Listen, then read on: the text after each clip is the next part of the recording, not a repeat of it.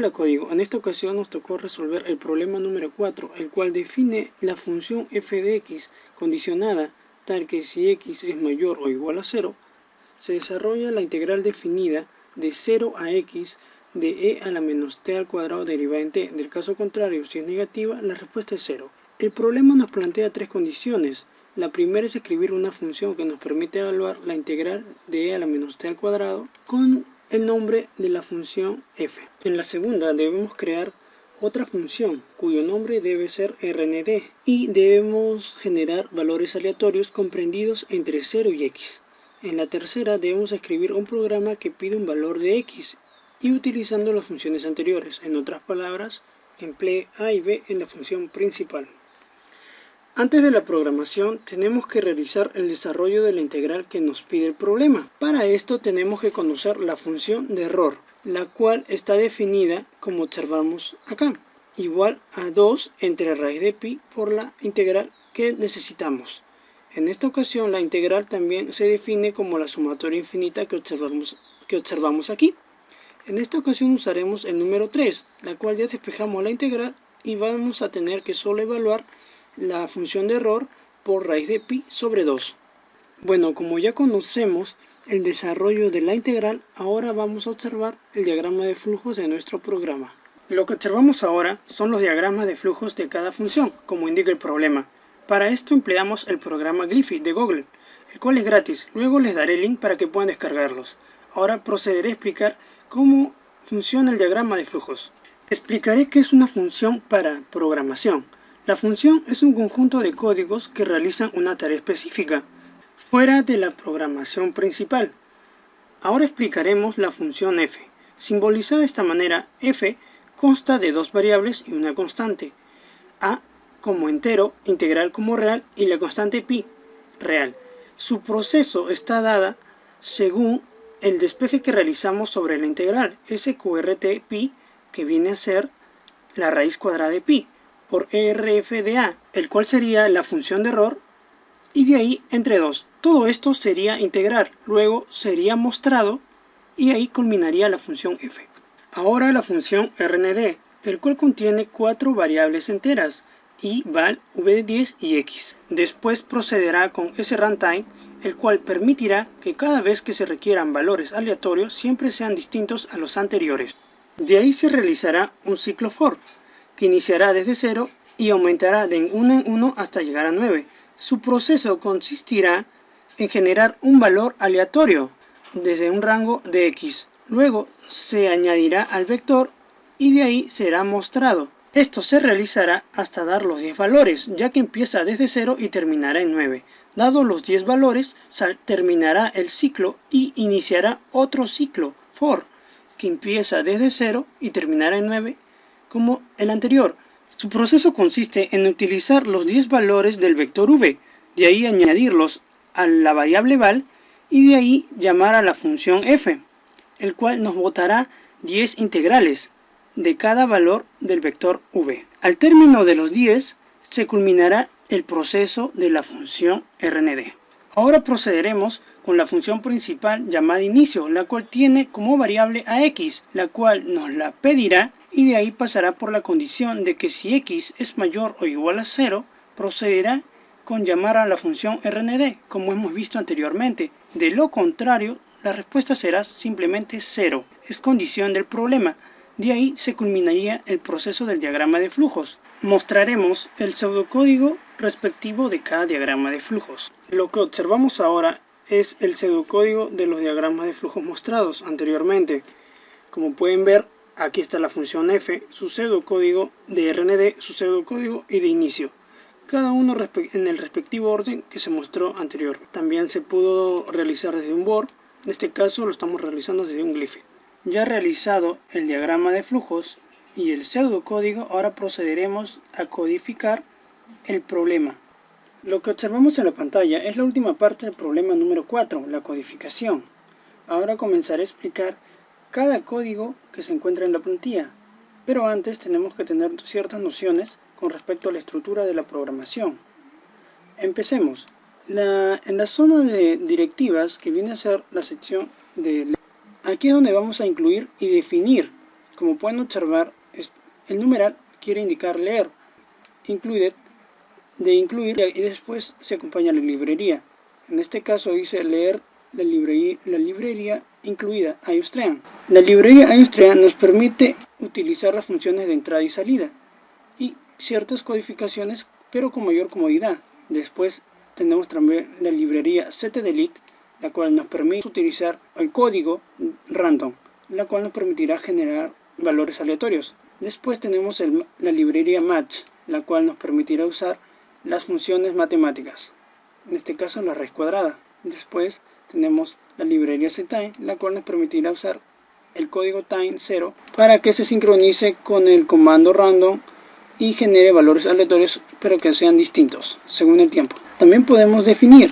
Para definir ponemos leer define el nombre de la constante y el valor de la constante. En esta ocasión sería pi y su valor es 3.1416. Luego vamos a utilizar el código userNamespace std.com. Recordar que siempre que se termine un proceso debe ir acompañado del punto y coma. Como podemos observar, acá tenemos un proceso y va siempre acompañado del punto y coma. Lo mismo acá. Si no ponen el punto y coma, al momento de compilarlo, el programa les botará un error, pero también les indicará en dónde se estará dando ese error. El userNamespace nos permite utilizar los códigos de entrada y salida, el CIAO como salida y el SYN como entrada, que veremos más adelante. Ahora sí procedemos con la zona de funciones. Recordemos que el problema nos solicitó tres funciones: la función f, la función rnd y la función principal, la función main. Ahora explicaremos la codificación de la función f. La función f, double f, quiere indicar que me va a dar valores reales. Contiene una variable entera, la cual va a ser de llamada, después una variable real llamada integral. Su sentencia o proceso indica que integral va a ser igual a sqrt de pi, que quiere decir la raíz cuadrada de pi, multiplicado o asterisco por erf de a, que quiere decir la función de error de a. Todo eso dividido entre 2, como podemos observar. Punto y coma, como se lo indicó. Empleamos el CIAO, que vendría a ser un código de salida. Va acompañado de su desigualdad y luego ponemos acá un texto. Todo texto siempre tiene que ir entre comillas para que se pueda visualizar en nuestra programación. Luego ponemos otra desigualdad y de ahí llamamos a la variable integral. Después otra desigualdad y continuamos con un end. El código end quiere indicar un salto de línea. En otras palabras, de que al término de esta función, cuando nos bote la variable integral, el valor de la integral no nos va a dar valores continuos, sino nos va a dar valores uno debajo del otro, debido al end, ya que va a saltar la línea, y en este caso saltará la línea, indicará que terminará el programa. Y eso sería toda la explicación con respecto a la función f. Ahora pasaremos a la función rnd, la cual también tiene su variable, en este caso una variable entera, x, que será su variable de llamada, y tres variables enteras, una llamada y un vector de 10, v, y una variable val. En su proceso empleamos el sRuntime. Como pueden observar, este término nos permitirá utilizar siempre valores distintos. En otras palabras, de los valores aleatorios que tengamos en un proceso, al momento de volver a utilizar otra vez el proceso, variará, serán distintos a los anteriores. Después procedemos con el CIAO, otra vez la función de salida. CIAO acompañado siempre de su desigualdad y de ahí un texto, como pueden observar, siempre dentro de las comillas. El término que estoy sombreando me permite centrar el texto que viene después de él, en este caso los 10 valores. Después utilizo otro término n que me permite saltar la línea. En otras palabras, este término es idéntico al código end y de ahí su respectivo punto y coma. Como pueden observar, siempre va a haber punto y coma al término de una línea, excepto en las funciones y en las directivas. Para hacerlo más estético, empleo otro CIAO que me permite hacer un subrayado, o sea, debajo de los 10 valores aleatorios. Después procedo con un ciclo for. El ciclo for, como habíamos explicado en el diagrama de flujos, su codificación se expresa de esta forma: inicia desde 0 y termina en un número menor de 10.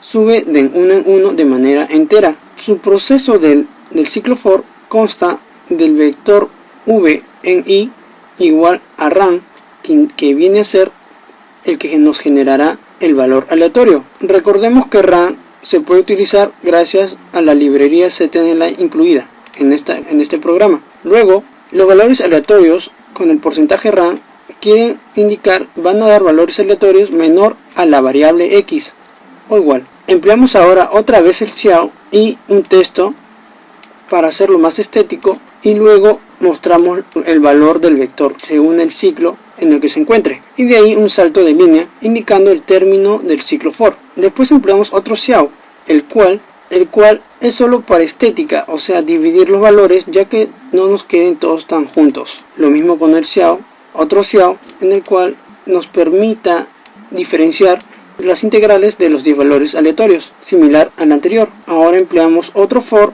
el cual nos mostrará los 10 valores integrados, ya que si observamos el mismo tipo de ciclo que el anterior, inicia desde 0, termina en un número menor de 10 y va de 1 en 1. Su proceso consta de los 10 valores del vector y van a pasar a la variable val, la cual llamará a la función f, y así integrará cada valor que vaya entrando según el ciclo, y con eso culminaría la explicación de la función RND, o en otras palabras, la función dedicada a generar valores aleatorios. De ahí procedemos con la función main.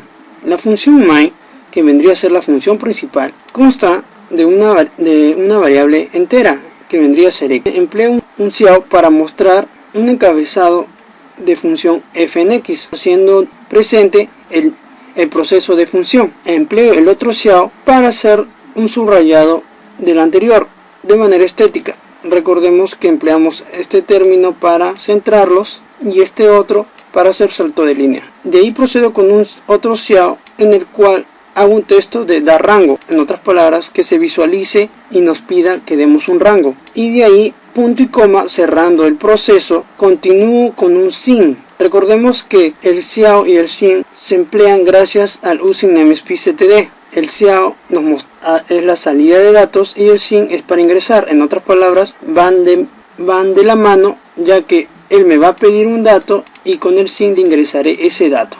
En este caso, ese dato será x. Y después procedo con una condición. Si x es mayor o igual a 0, llamaré a la función RND. Del caso contrario, si no es, emplearé un Xiao que solamente me mostrará un texto que dirá que el resultado es 0. Y de ahí empleo un end, que será mi salto de línea, y terminaremos añadiendo el system pause, que me pausará el resultado en la pantalla, y el return main. El return main me indica que retornará a la función principal, pidiéndome otra vez un nuevo rango, de tal manera que comprobaremos si los resultados, si el proceso funciona tanto dando valores positivos como negativos. Y con esto terminaría la explicación del problema número 4 según su codificación. Pero antes tenemos que verificar si la codificación compila. Para compilar nos acercamos a este comando de compilar y ejecutar, o apretamos F11, esperamos la respuesta del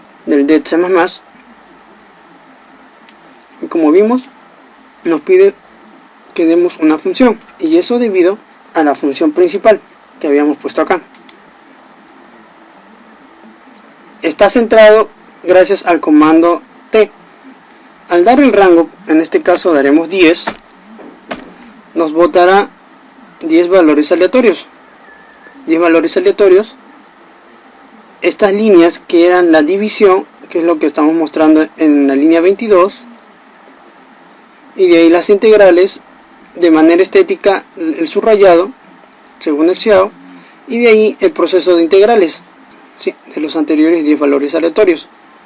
Si le damos Enter, ya que me dice presionar una tecla para continuar, gracias al return main volverá a pedirme otro rango. Si en este caso ponemos un valor negativo, el resultado automáticamente me indicará que es 0.